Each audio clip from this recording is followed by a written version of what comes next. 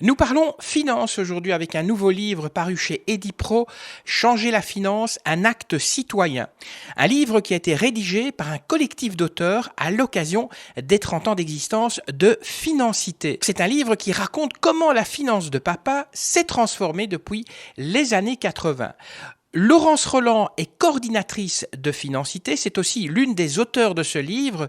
Et tout d'abord, elle nous explique ce que c'est Financité. C'est un mouvement citoyen qui est né il y a une trentaine d'années, donc qui rassemble des citoyens qui ont envie de, ensemble, changer la finance pour faire une finance qui soit plus responsable et plus solidaire. Comment est née Financité ? Au départ, c'est vraiment né de l'initiative de quelques citoyens qui, on est dans une époque, année 1987, c'est l'apartheid, et en fait qui se demandent ce qu'ils pourraient faire avec leur argent et qui ont une réflexion par rapport à l'utilisation de l'argent qui est faite par les banques. À ce moment-là, les banques investissaient, comme elles le font toujours, dans toute une série de domaines, mais aussi dans des entreprises qui étaient présentes en Afrique du Sud et donc qui favorisaient l'apartheid. Et donc, la réflexion est née de là, de voir si on pouvait utiliser l'argent autrement et plutôt dans un but positif. Un élément du monde financier, c'est la banque. Est-ce qu'on peut peut-être expliquer une banque, c'est quoi en fait ? Une banque, au départ, c'est très très simple. C'est un intermédiaire entre différents agents économiques. Donc, monsieur et madame tout le monde, vous, moi, les entreprises, l'État, les organismes publics. Et en fait, ils servent d'intermédiaire, c'est-à-dire à faire circuler l'argent de l'un à l'autre.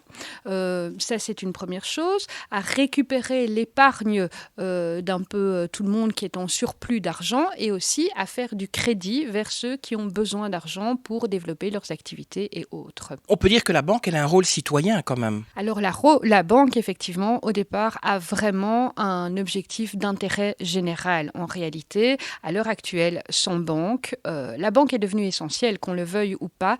Elle est là pour faire circuler cet argent et effectivement, elle a un rôle d'intérêt général. Dans les années 80, les citoyens ont donné un petit peu un coup de pied dans le cocotier de la finance de papa.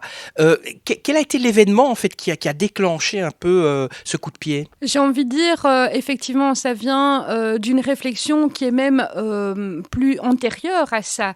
Mais néanmoins, effectivement, des personnes ont eu envie vraiment de développer, d'utiliser cet argent de manière différente. Alors, il y a eu effectivement Triodos qui est né d'abord aux Pays-Bas et puis qui est arrivé un peu plus tard en Belgique. Mais on a aussi des coopératives de crédit comme Credal, où là, on a récolté l'argent des citoyens pour vraiment faire du microcrédit, des petits crédits vers des personnes ici en Belgique qui en avaient besoin pour développer leur activité économique ou même simplement parfois qui étaient exclus des circuits bancaires normaux. Vous citez Triodos ou Credal. Est-ce que ce sont des vraies banques ou plutôt ce sont des banques alternatives ? Triodos est une vraie banque. Donc Triodos a le statut bancaire. C'est extrêmement réglementé en Belgique et en Europe. Donc on ne peut pas s'instaurer banque comme on a envie. C'est une vraie banque avec des comptes d'épargne. Elles sont obligées de respecter l'ensemble des lois réglementaires en la matière.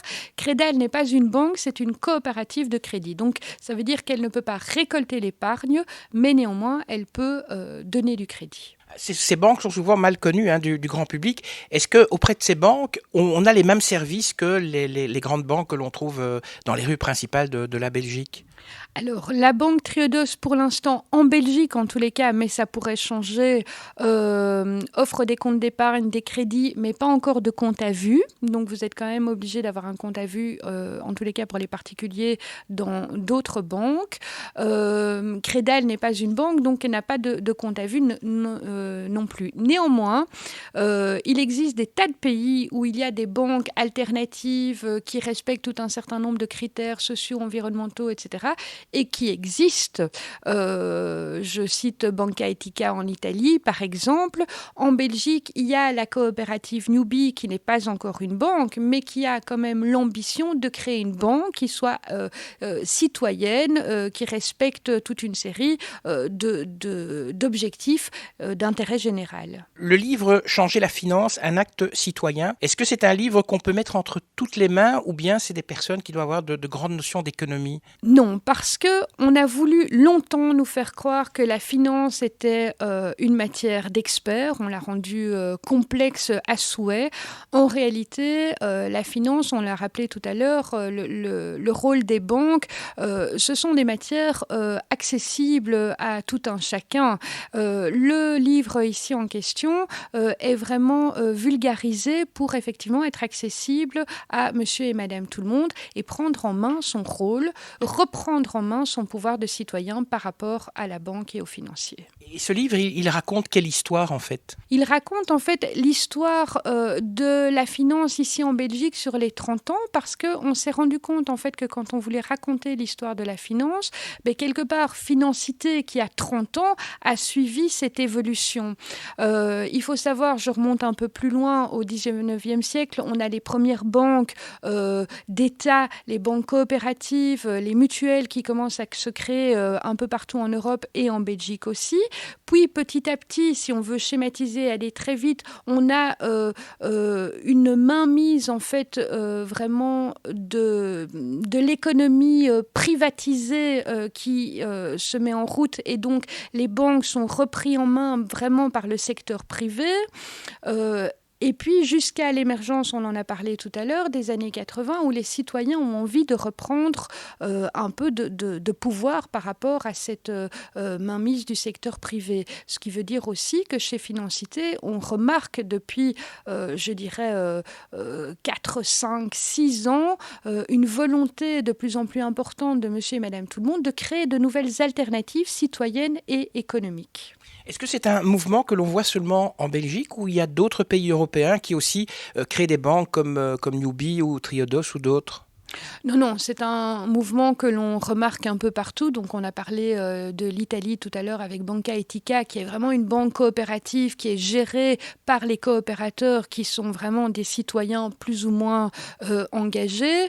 Dans les pays anglo-saxons, on a une espèce de rareté historique qui sont les credit unions. Les credit unions, ce sont des banques qui ont un statut bancaire en tous les cas et qui sont nés vraiment au sein des petits villages. Ce sont des villageois qui, n'ayant pas de banque privée dans leur village, se sont mis ensemble pour créer, souvent dans le giron des paroisses, des banques qui aujourd'hui sont des vraies banques alternatives, citoyennes et qui ont vraiment un rôle d'inclusion financière, c'est-à-dire une volonté que tout le monde puisse utiliser les services et les produits de la banque. Est-ce qu'il existe des connexions entre tout ce qui se passe ici en Belgique et justement ce que vous venez de mentionner qui se passe en Italie ou dans d'autres pays européens? Oui, tout à fait. Finalement, le monde de la finance alternative est un petit monde et Financité, avec d'autres banques, d'autres associations qui travaillent sur ce même domaine, sont en connexion effectivement au travers de réseaux européens, d'associations européennes. Est-ce qu'on peut dire un mot sur les activités de Financité?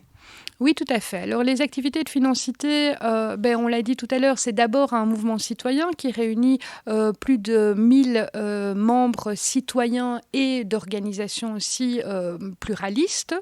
Tous ensemble, en fait, ces gens mettent en œuvre un certain nombre d'activités que Financité accompagne. Par exemple, il y a toute une série de projets de monnaie citoyenne ici à Bruxelles et en Wallonie que Financité accompagne. On accompagne aussi pas mal de groupes qui font de la micro-épargne, c'est-à-dire des gens qui n'ont pas l'habitude d'épargner et nous, on les accompagne dans ce nouveau chemin sur l'épargne et aussi de pouvoir inventer et se projeter dans le futur avec un certain nombre de projets.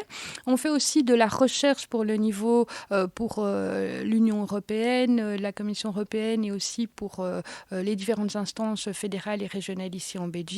Et puis, on fait aussi du plaidoyer, c'est-à-dire que nous allons parler activement avec les instances publiques, avec les banques, pour tenter d'améliorer un certain nombre d'aspects de la finance pour qu'elle soit plus responsable et plus solidaire.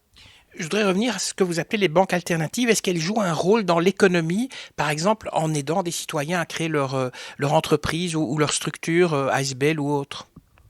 Oui, effectivement. Donc, si on prend Crédal, donc, qui est une coopérative et pas vraiment une banque, Crédal est vraiment sur un créneau, c'est-à-dire il propose du crédit à des personnes qui ne sont pas acceptées par les banques traditionnelles parce qu'on estime que ne sont pas des clients rentables.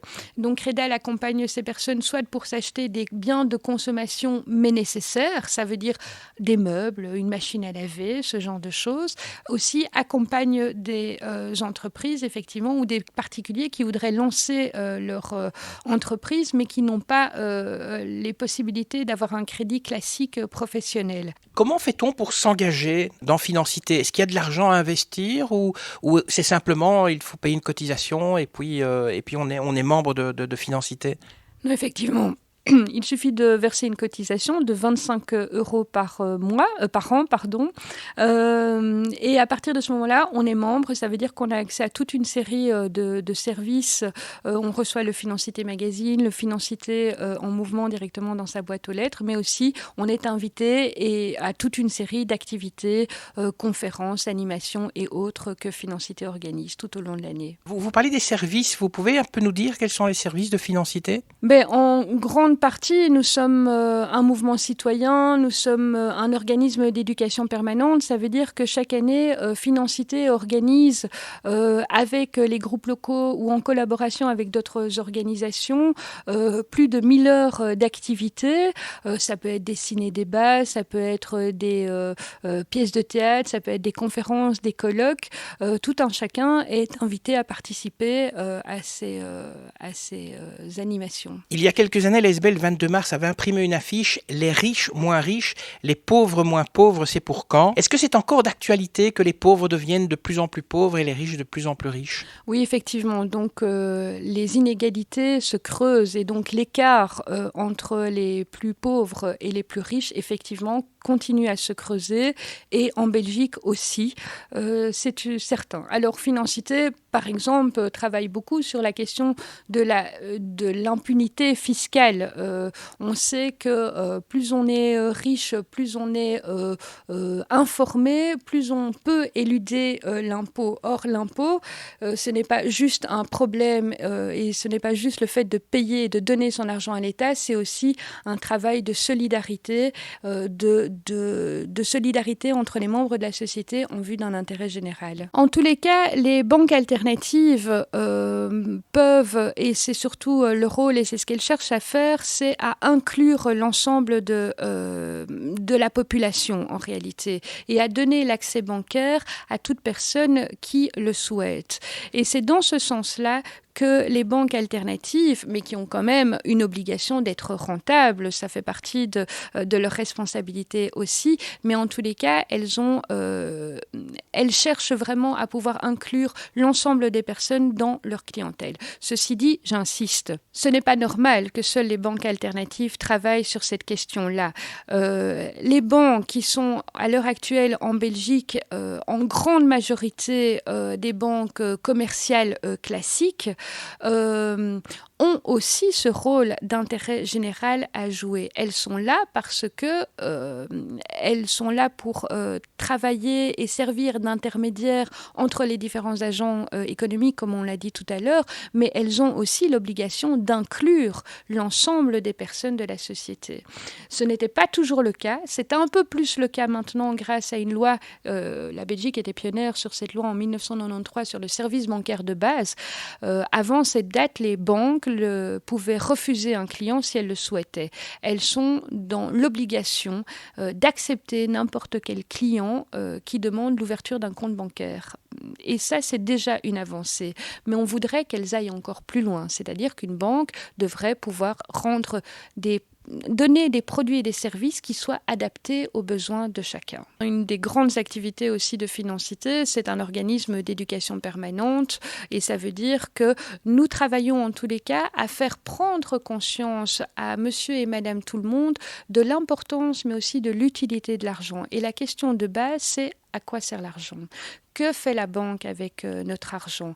Et ne fût-ce que de se poser cette question-là, de se dire que déposer son argent dans une banque plutôt que dans une autre, donner les moyens financiers à un certain type d'organisation plutôt qu'un autre, ça a forcément une importance. Et donc de ce point de vue-là, nous apprenons aux citoyens qu'en fait, il peut prendre le pouvoir sur son argent. Je vous rappelle donc le titre de l'ouvrage « Changer la finance, un acte citoyen » paru chez Edipro. Et si vous voulez plus d'infos sur Financité, vous allez sur leur site financité.be.